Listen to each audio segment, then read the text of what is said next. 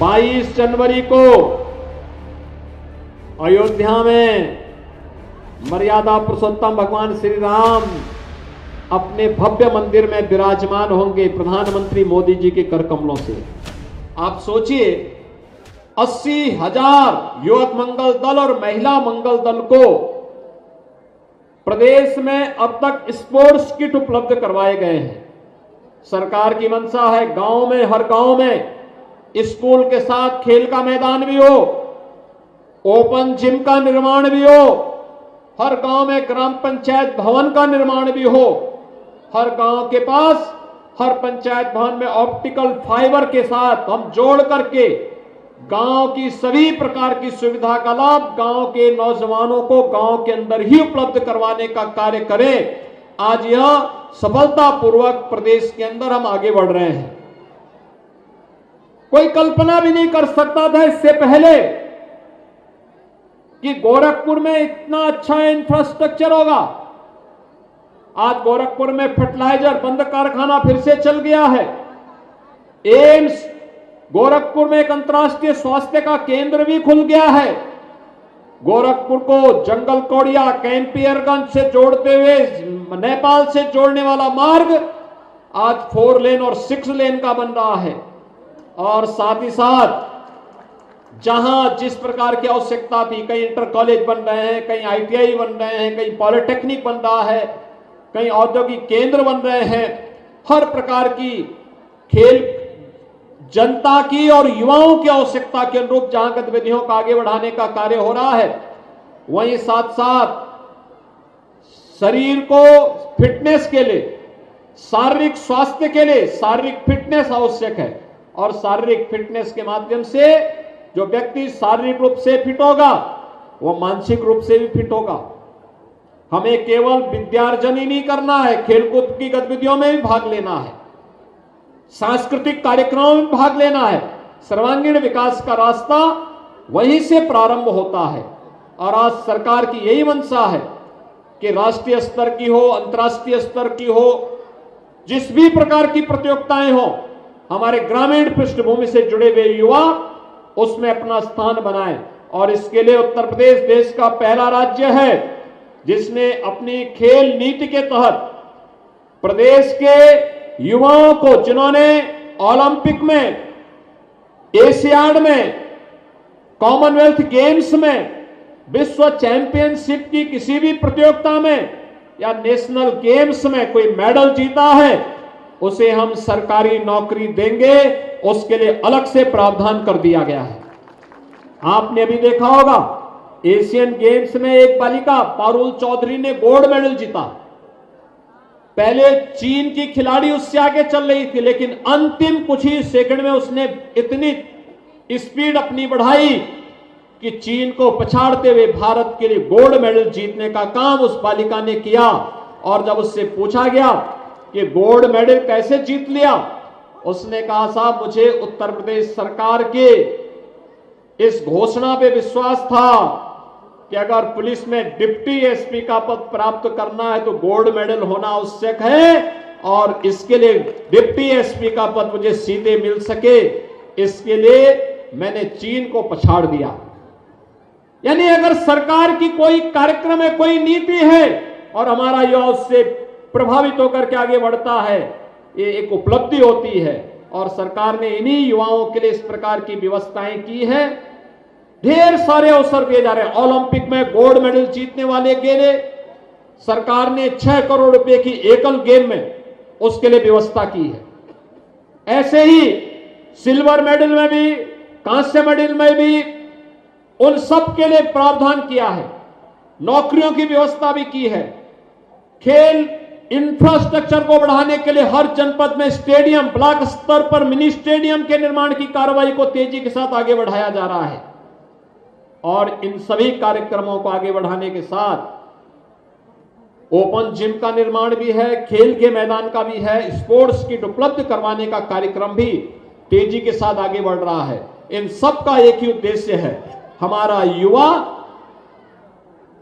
अपने को न केवल अपने परंपरागत पाठ्यक्रम में, बल्कि परंपरागत पाठ्यक्रम के साथ साथ वह खेल कूद की गतिविधियों के साथ साथ लोक विधान, लोक सांस्कृतिक परंपराओं में भी आगे बढ़ सके। और इसी विश्वास के साथ ये सांसद खेलकूद प्रतियोगिताओं का आयोजन प्रदेश भर में, पूरे देश भर में हो रहा है।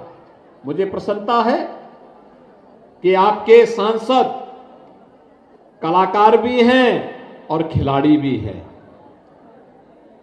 रवि किशन के फिल्मों को देखे हो?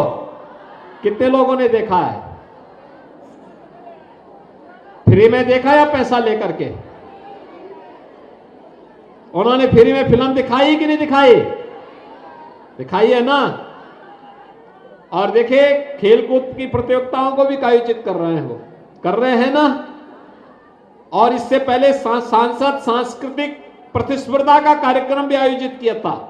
मैंने सुना था कि यहीं पे हुआ था कार्यक्रम।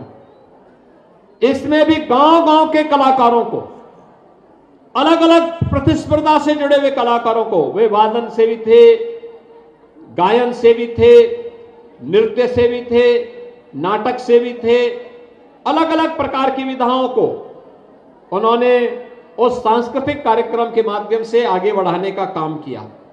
और यही सर्वांगीण विकास का मार्ग भी प्रशस्त करता है। आज के इस अवसर पर मैं सभी विधायकों के साथ मिलकर के, उन्होंने सभी जनप्रतिनिधियों के साथ मिलकर के उन्होंने इस कार्यक्रम को यहां पर आयोजित किया। और जंगल कौड़िया में इस स्टेडियम का बेहतर उपयोग करते हुए यहां के विकास को आगे बढ़ाने के लिए उन्होंने इस सांसद खेलकूद प्रतियोगिता के समापन का मंच इसी पूज्य महाराज जी के नाम पर स्थापित महाविद्यालय में किया है। मैं इसके लिए उन्हें हृदय से एक बार फिर से बधाई देता हूं। आप सभी को खिचड़ी त्योहार मकर संक्रांति की हृदय से बधाई देता हूं, अभी से शुभकामनाएं देता हूं। और 22 जनवरी को अयोध्या में मर्यादा पुरुषोत्तम भगवान श्री राम अपने भव्य मंदिर में विराजमान होंगे प्रधानमंत्री मोदी जी के कर कमलों से।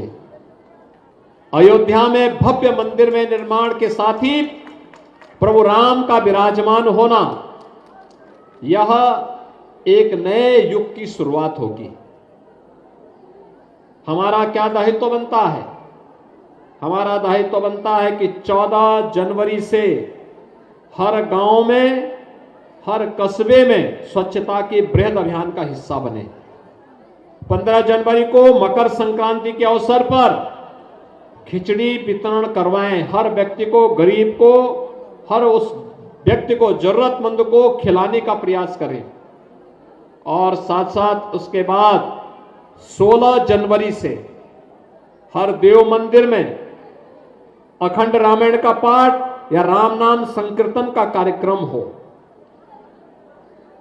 यह कार्यक्रम लगातार चले। और 22 जनवरी के कार्यक्रम को आप लाइव देखिए, अयोध्या के कार्यक्रम को आप लगातार देखिए। और कार्यक्रम को देखने के बाद आप भंडारे का आयोजन अपने गांव में करिए। हर गरीब को खिलाइए, हर जरूरतमंद को खिलाइए, गांव वालों को खिलाइए। कपड़े, ऊनी वस्त्र वितरण करिए। सायंकाल अपने घर में, अपने मंदिरों में, घाटों में दीपोत्सव का, राम ज्योति के उत्सव के साथ जुड़ करके दीपोत्सव का भव्य आयोजन करके नए युग की शुरुआत करिए। आप सबको अयोध्या में प्रभु राम के अपने भव्य मंदिर में विराजमान होने की इस कार्यक्रम के अवसर पर अभी से मैं हृदय से बधाई देता हूं। और जब अयोध्या में एक कार्यक्रम संपन्न होगा, उसके बाद किसी एक तिथि को अपने विधायक जी, अपने सांसद जी के साथ जुड़ाव रखिए। और किसी एक तिथि के लिए हम लोग कार्यक्रम बनाएंगे कि अयोध्या में आप लोगों को दर्शन भी करवाएंगे, अयोध्या का, नई अयोध्या का दर्शन भी करवाएंगे। सभी लोग सहमत हैं? कितने लोग अयोध्या जाने के इच्छुक हैं? सभी लोग तैयार हैं ना? तो फिर उसकी तैयारी भी करेंगे। आप सब मेरे साथ बोलेंगे, जय जय सीताराम, जय जय सीताराम।